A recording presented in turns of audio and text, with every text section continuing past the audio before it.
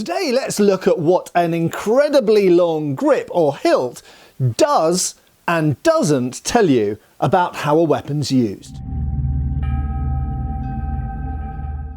Hi folks, Matt Easton here, Schola Gladiatoria. So I was having a look at this interpretation of a nagamaki, which is kind of, some people would argue it's not, it's a long hilted katana, but anyway, let's not get into the weeds on that. And I was also thinking about these large two-handed swords, Zweihanders or Montantes, Spadone, they go by various names. And also I was looking at Chinese swords such as this Dao here. Now we'll come back to that in a second. Now often when you look at books on weapons, when we find a very long hilt, people will immediately describe any type of long hilt used like this as being primarily for two-handed use, which is often the case but not always. We'll come back to that in a second. But also fundamentally I think most people assume it is for greater leverage and greater reach, and that can be true. However, it's far more nuanced and complicated than that. For a start, there's often an assumption that a long gripped sword like this is inherently a bigger weapon and would have a longer blade. But for any of you who know about Chinese and Japanese swords, and indeed things like Burmese da as well, you will know that's not always the case. So with a typical Japanese sword of the, let's say 15th, 16th centuries onwards, okay, you often find that actually the blades on these aren't very long compared to Western swords. Even if we take something like a typical infantry officer's sabre, or one of these, in this case a fencing sabre, these often have, if I use inches for the purposes of this, these often have, let's say, 32 to 34 inch blades, whereas that would be very long for a Japanese katana. It would even be pretty long for a tachi as well, an earlier tachi. So the typical kind of length of a katana is usually between about 27 and 29 inches. A 29-inch blade or a nagasa on a katana is considered really quite long. You might even call that an O-katana by the time you get to 30 inches. And yet 30 inches for a European military sword is not a very long blade at all. If anything, it's slightly on the short side. So these aren't inherently long swords, and yet they have long grips. Now, I'm not going to try and argue that this isn't predominantly for a two-handed grip in the case of Japanese swords, because it clearly is, because Japanese swords are predominantly used two-handed. So in this case, the long grip there is primarily for two-handed gripping. However, not only, because these swords were often used in one hand, for example, on horseback. Yes, you can ride a horse and use a sword two-handed, but very often you'd be holding the reins or doing something else with the other hand and using this sword in one hand. Equally, you might be using a wakizashi in the left hand or just nothing in the left hand. You might be grabbing someone by the hair and using your sword one-handed. So there's all sorts of reasons why Japanese swords and indeed European long swords are often used one-handed, but they still have a long grip. So in that case, what's the long grip there for? Well, of course, we have this specialist term, hand and a half sword, which actually quite succinctly kind of describes these types of swords. And you could put katanas, for example, we'll get to other swords in a second, you could put katanas into that category because they are swords that are often used in two hands, but sometimes, for example, if you need to use your left hand or you're riding or something like that, they're used in one hand. And in that case, what is this superfluous length of grip, and in some cases pommel, certainly in the case of European swords, pommel, what is that doing there? Well, quite simply, it's acting as a counterbalance. So in this case, when we're using it in one hand, and some of these swords were probably used in one hand more often than they were actually used in two hands, certainly in case of the lighter bastard swords, this isn't one, this is quite a big one incidentally, in that case, that extra length, number one, it's primarily there as a balance point, but secondly, it can be used for hooking and trapping. Now, if I switch over to the medieval and Renaissance European Langmesser for a second, these are knife-hilted swords, as most people watching this channel would know. However, they tend to have an extra length of grip to them, which is beyond what is really necessary to grip them. But equally, it is not normally, it is in the case of large two-handed ones, but in case of the one-handed ones, it is not normally long enough to really quite get all of your hand onto. So could you choke up with your left hand and at least get a couple of fingers over this and use this two-handed? Yes. However, was that ever done? Very, very rarely. Okay, these were mostly used one-handed, and we've got the treatises showing the use of these one-handed in various different ways, and they are primarily one-handed swords. So why do you have that extra length there? Well, number one, it's definitely to do with balance, because you, especially in the case of these, you don't have a pommel, and of course that is also true, just trying to find the right sword there, of Japanese swords. By having, because you don't have a pommel, by having that extra bit of length at the end there, that helps balance the weight of the blade and bring the centre of gravity essentially back towards the hand. That is also true of lots of other Asian types of swords, for example, the Da. And to some extent that's true of the Langmesser as well. Yes, they can sometimes have a little cap at the end to protect the organic material of the grip, but that's not really for any balancing purpose, or barely anyway. Anyway, really that extra length there, a bit like holding a stick. If I just grab a stick, most people, unless you were going for maximum reach, if you're using a stick, you'll usually leave a little bit sticking out of the back end to give it a bit of a better balance in the hand. And it's the same thing with the Langmesser. However, as I mentioned, hooking and trapping, if we look at the Langmesser treatises, often if you've bound someone's blade here and you come around the back of their wrist or hand, or even the back of their blade, you can use that back end there for locking and trapping. Now, if we look at treatises such as Fiore di Liberi, we also see that done with the longsword. So while the longsword within that context is usually used two-handed, sometimes we will momentarily come and use the sword one-handed, and while we're doing something else with the left hand, it could be grabbing someone's arm, it could be pushing them, could even be punching them, whatever, often the back end of the sword will loop over their arm or round their blade in order to do traps and disarms and things like this. So in that case, that extra length of grip, while it might be primarily there for gripping the sword two-handed, it can be used in a whole bunch of other really interesting ways. And indeed, all of these techniques that we can find in European treatises could be done with the Japanese katana. And in fact, we do find techniques in Kenjutsu which do use the tsuka or grip, do use it for trapping, locking, kind of across the throat, across the arm, all sorts of things, all sorts of techniques that can be done with the back end of the sword here, other than just gripping it. So now we come to the Chinese Dao, and in fact you could apply this to the Jian as well, because both Jian and Dao in China tend to have longer grips than is strictly speaking necessary. So as you can see here, I can put one hand, and bear in mind that I'm certainly larger than the average Ming Dynasty Chinese person, I can put one hand around this very nice sword, incidentally, from LK Chen. I can put one hand around it, and I have got enough hilt sticking out of the back to put an entire second hand onto. And in fact, this is as long as some Japanese katana hilts, some period antique ones.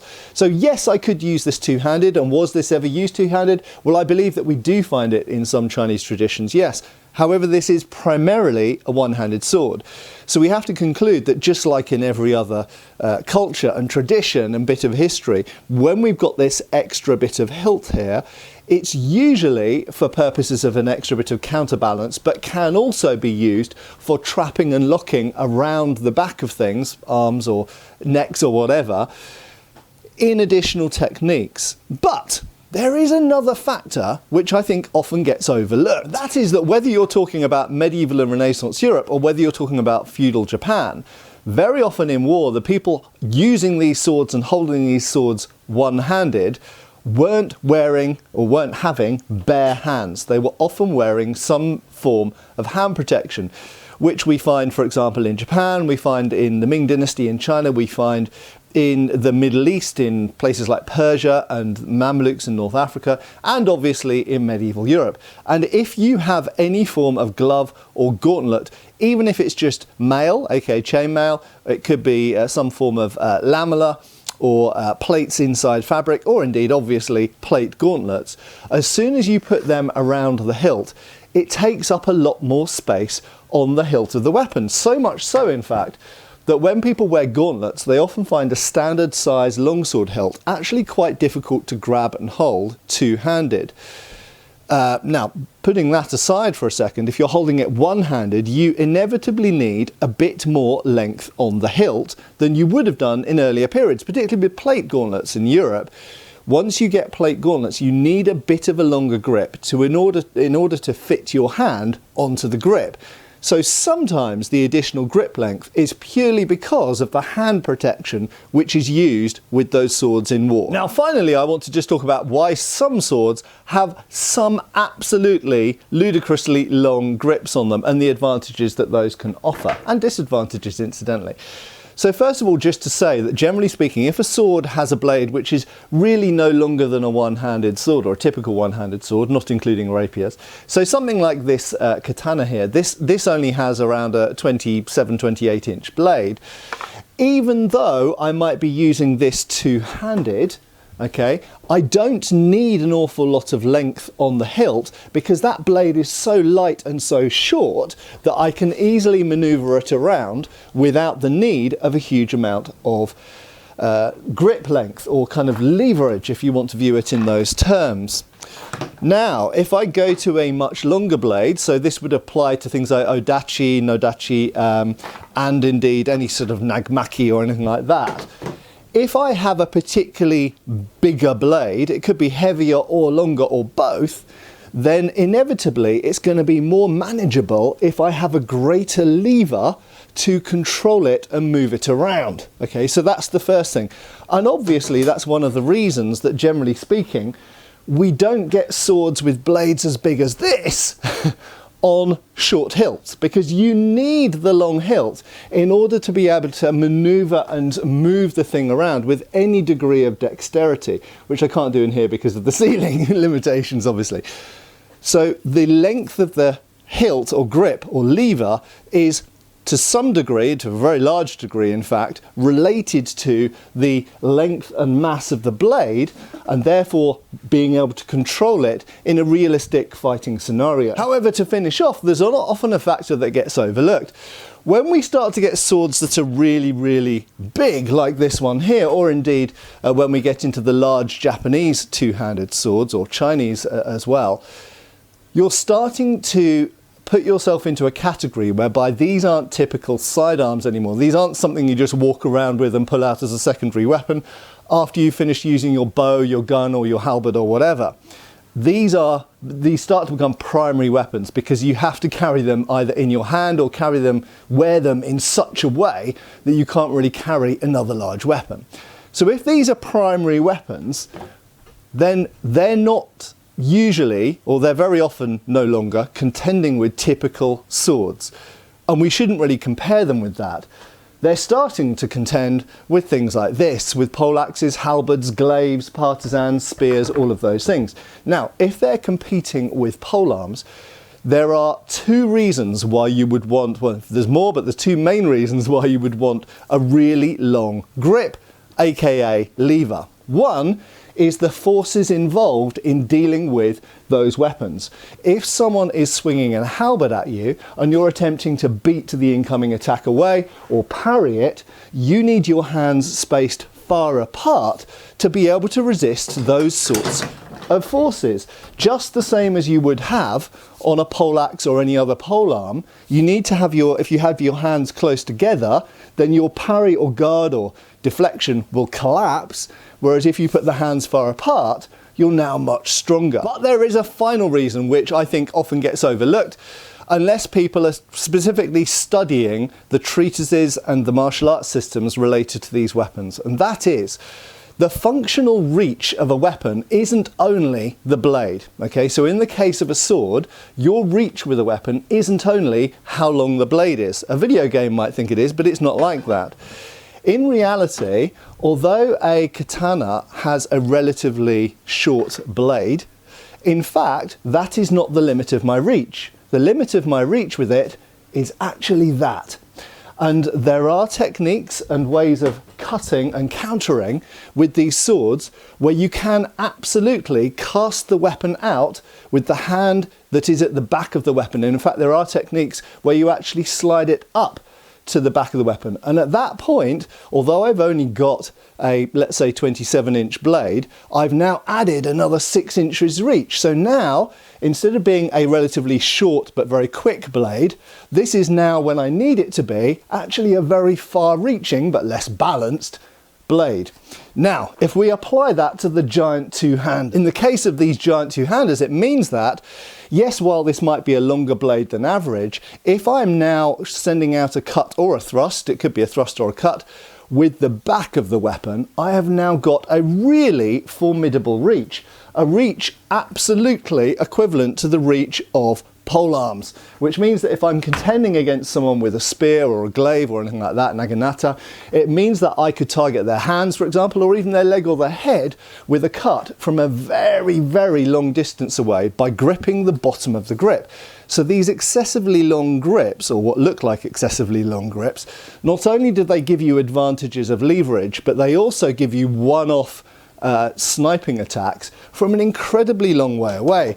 And in fact, this is something we explicitly see in Degrassi, for example, taught with the giant two-handed sword, particularly with thrusts whereby the entire weapon momentarily can be thrust out with the back hand, which means that you can reach as far as a spear. So I hope that rambling run through the idea of the length of grips has maybe given you some other things to think about. It's not always a simple equation of, oh, if you've got a longer blade, you need a longer hilt. It's not always a situation of that's a two-handed sword, that's a one-handed sword, because sometimes one-handed swords have longer grips and sometimes two-handed swords have relatively short grips. It also relates to the protection you're wearing, it relates to the techniques that you use with hooking and such like. It also relates to balance, especially using the sword one-handed when you're on horseback. And of course, the longer grip you've got, the longer you can actually reach with that weapon momentarily if you're prepared to hold the back end of it and yoink it back again. You're fairly vulnerable to follow-ups, but so long as you skewer the person with that one attack, you've got an immense reach with it. Anyway, yeah, I hope that's given you some new things to think about. I have been Matt Easton and will of course continue to be, and I'll see you back on the channel really soon. Cheers folks! Thanks for watching. We've got extra videos on Patreon. Please give our Facebook a like and subscribe if you haven't already. Cheers folks.